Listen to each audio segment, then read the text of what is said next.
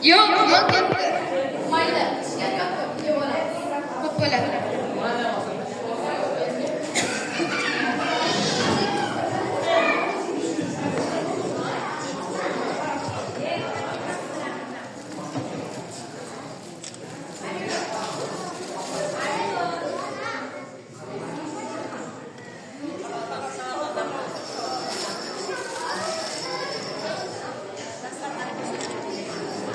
Mana buni Gulshan opaga olibchi.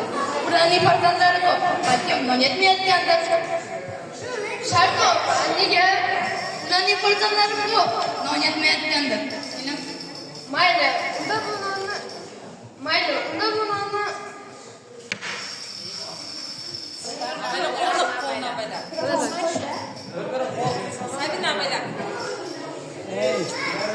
unda bu nonni Zahra opalarga olib chiqib beradi. Ularning ham oilasi hayotda qiynalib qolgandek. Mayli.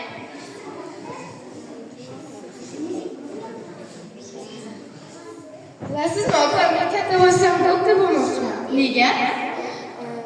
Ko'plab odamlarni hayotini asrab qolmoqchiman. O'zimni aqlli singlim, ol.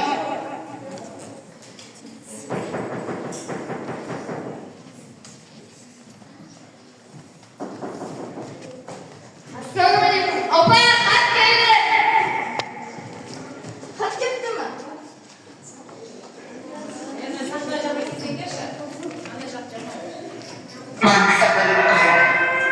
Sizlarni juda inson, o'zini aqlilar, sizlarga bu qadamni o'tish men uchun juda ham og'ir.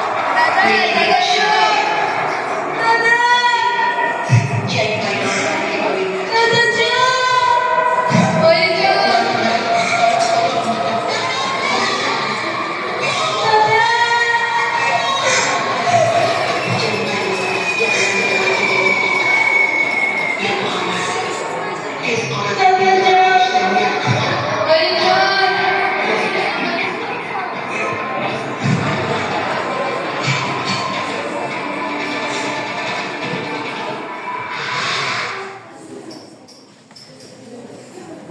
Bo'ldimi?